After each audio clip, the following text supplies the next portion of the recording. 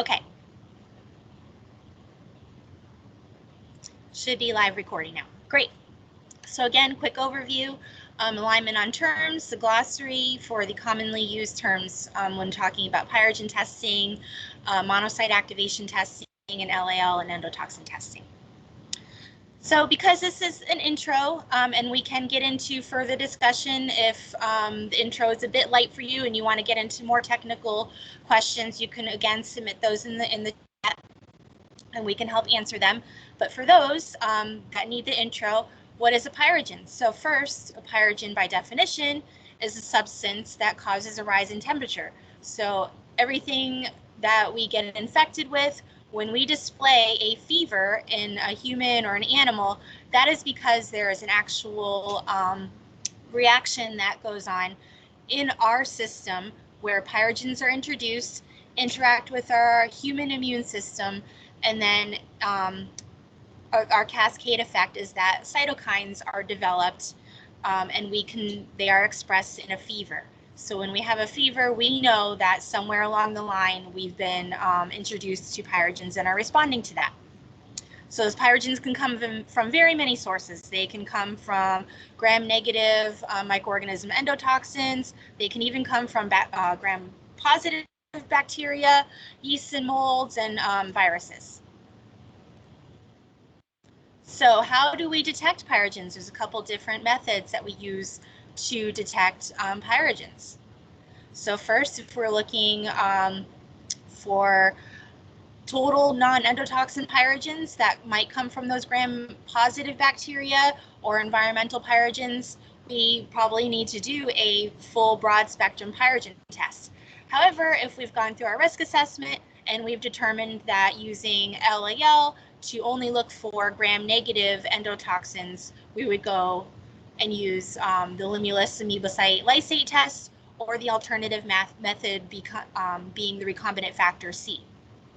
So those are both what we call LAL or endotoxin tests, detection tests. However, if we are looking at the full spectrum, we're looking for full diversity of pyrogens, we might need to employ the rabbit pyrogen test, or if we're looking for an alternative either to the rabbit pyrogen test, for some reason the rabbit pyrogen test is not sensitive enough for us, our product is not compatible with the rabbit pyrogen test, or maybe it's not even compatible with the LAL tests and we need to revert to the rabbit pyrogen test, we have an alternative to that called the monocyte activation test. So there's different sources of monocytes. So they're at Millipore Sigma, we utilize 2 of those sources of monocytes for our various test kits. So the one I'll be talking about today focuses on the monocytes derived from the Monomat 6 cell line, which goes into our Pyromat kit. But I can derive my monocytes from whole human blood or whole human cryopreserved blood. I can derive my monocytes from PBMCs, peripheral blood mononuclear cells, or I can derive them from the monocytic cell line. So the Monomat 6 cell line that we use in our Pyromat kit is a source of monocytes. So what happens, the reason why we use these monocytes is because we have presumably pyrogens in our tests or in our drug substance that we're testing. We utilize these monocytes because they get activated by the cytokines, and then we use a specific antibody coated plate to detect that specific cytokine relative to that source of monocytes. And that readout is using an ELISA test.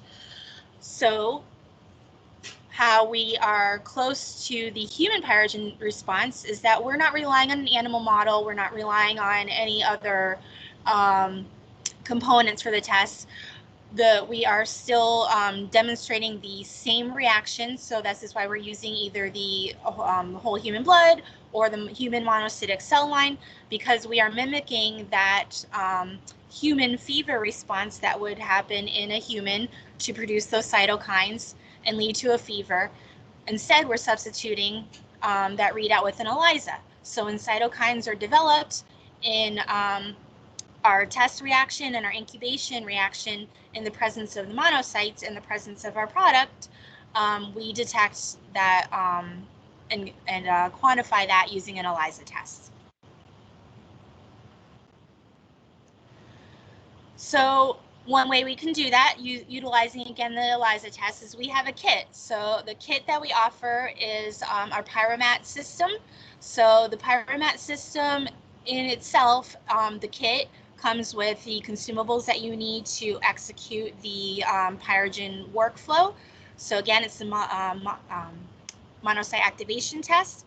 It comes with your kit, your cell line, your standards, and your controls. You might need to additionally purchase your NAP controls for your product-specific validation and your routine non-endotoxin pyrogen controls for your tests, as well as the endotoxin standard control.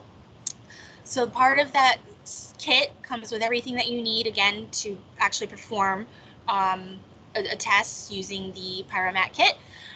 We also offer a validated 21 CFR compliant data analysis tool where we partner with Biotech and their Gen 5 software. We also offer the services. So if you are in the exploration phase, need help with feasibility with your product, need help with method development or even training, we can host you in the laboratory that I'm in right now. Come on site, offer training, you're at a training. We also offer more complete training to go over the entire workflow and product-specific validation. So there are a lot of services that encompass utilizing the test as well. So quick overview of the procedure.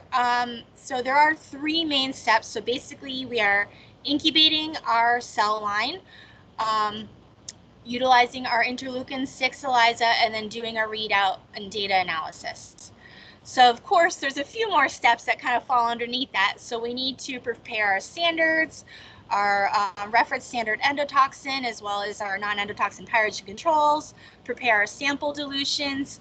If anybody is already familiar with the LAL test and you need to create your endotoxin standard curve, it's the same basic preparation to prepare the endotoxin standard curve. In addition, we need to prepare our Monomax 6 cell line, incubate for duration of 22 to 24 hours, because this is where we are actually mimicking the human response. So we are now introducing our product, our cell line, and allowing the cytokines to be developed.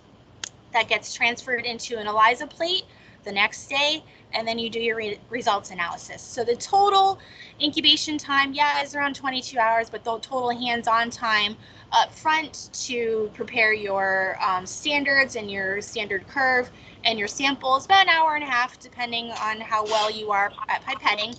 And then on the back end, doing your rinses and your transfer, about 2.5 hours.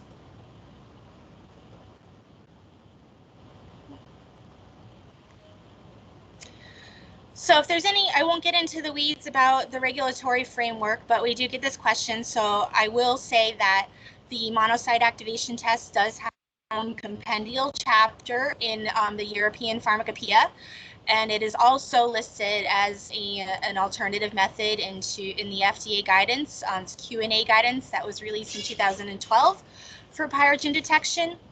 And there also is allowance for in vitro pyrogen testing in the recently updated version of USP 151 on pyrogen testing.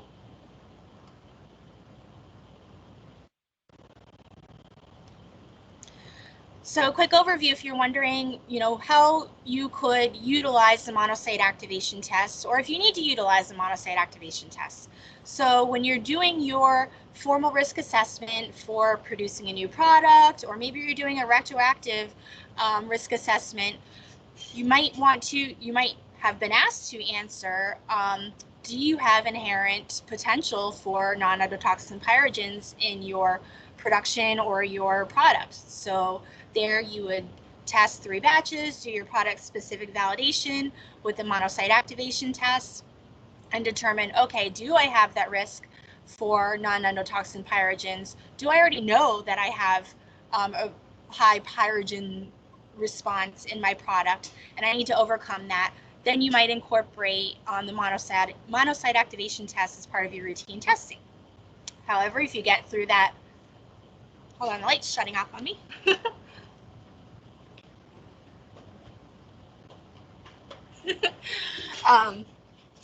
However, if you get through your validation, you determine, okay, we don't have,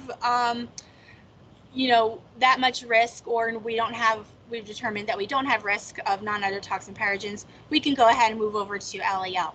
But it's good if you want to know what your product potential is to rule out, do you have the pyrogen risk. So I won't get into too much, but I will talk quickly about the need for product-specific validation. All of these tests are laid out and described in the European Pharmacopoeia chapter, and we're happy to go through product-specific validation in greater detail and offer that service to follow up with you if you need that. So other benefits of MAT, of course, I've already outlined that we're detecting both endotoxins and non-endotoxin pyrogens. We have a flexibility on our product range to test whether we're choosy in the sensitivity or what we are looking for as far as handling of our source of monocytes. It's a true in vitro assay. There's no animal component in the assay whatsoever. Other than the human cells, and then it is supported by the European Pharmacopoeia. We are working hopefully with the FDA and USP. Right now it is an alternative method in the eyes of USP, but again there is a nod to the in vitro pyrogen tests in the Pyrogen chapter. And with that is the end of my presentation. So first I'll go over and see if we have any questions. None so far, Ann. Good so far? Cool.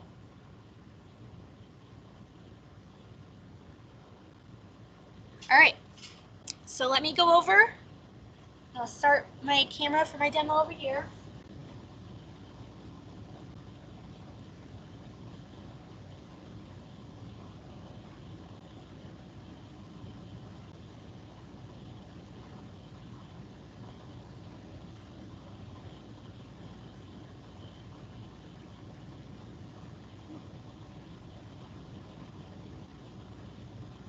You good? We can see that?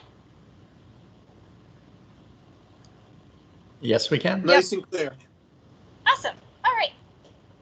Okay. I'm just going to move this over so I don't look at myself twice. So this is our Pyromat kit. So this is the kit that I was talking about.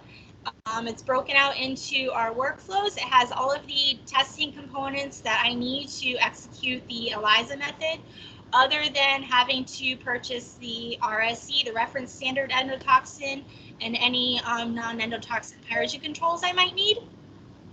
So within the kit, so it has my storage on the outside. It's got our new branding, all of my label information.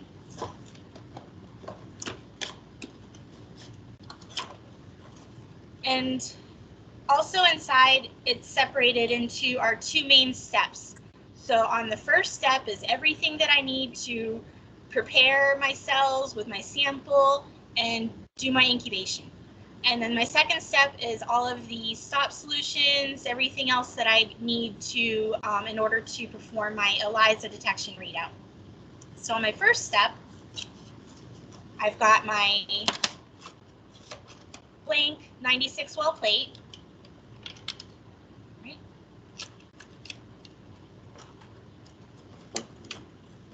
I've got my RPMI media and my endotoxin-free water. So that is all I need for the first step, other than getting my tubes ready for my endotoxin standard curve.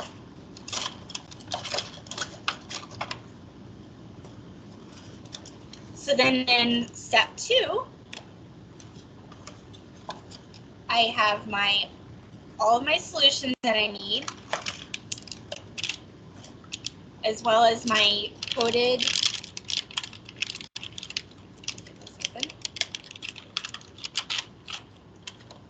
my coated plate with removable wells. So they're all coated with the antibody that I need, as well as, of course, the cover.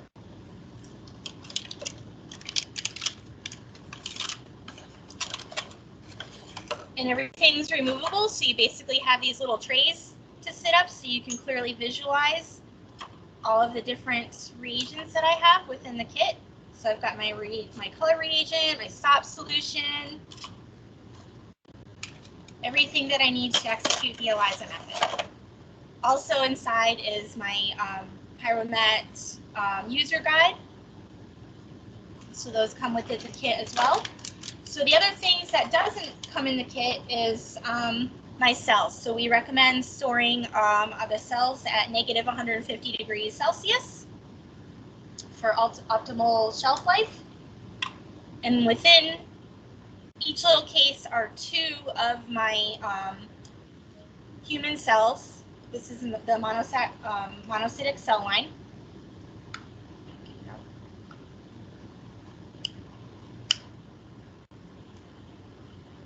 I can get it out right now. But this case is all I need to perform 1 test with 1 kit. So 1 kit, depending on how many standards I need, how many, what I'm looking for in sensitivity, I can fit 2 to 3 samples within 1 Pyromat kit. So then, once I've done my incubation, I've transferred everything into my antibody coated plate. This is actually our plate reader. And of course, I'm not going to demonstrate the entire software right now, but you can see we've got everything set up in the lab to execute all the testing and all the training.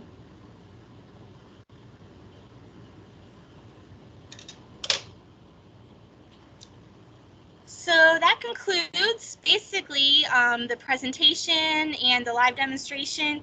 It would take me hours to demonstrate the entire Pyromat workflow, but in the beginning of the chat window, if you look at the beginning of the chat, you should see that I had put a URL that leads to our landing page where you can view the entire workflow video using the Pyromat kit. Also request more information.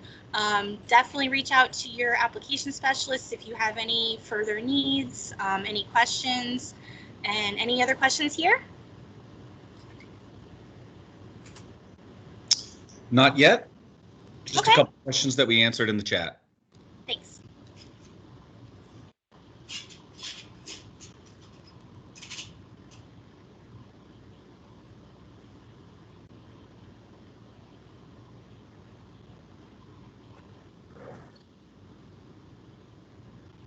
I'm looking at the questions. Yes, thanks guys for answering those.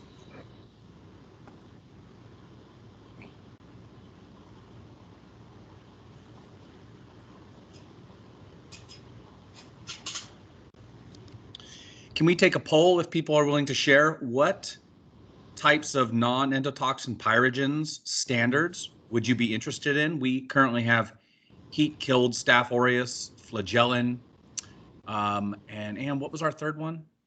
That's it. Heat-killed Staph aureus and flagellin. Yeah. I thought we had 3. Does anyone have any other standards that they would like to see us add to our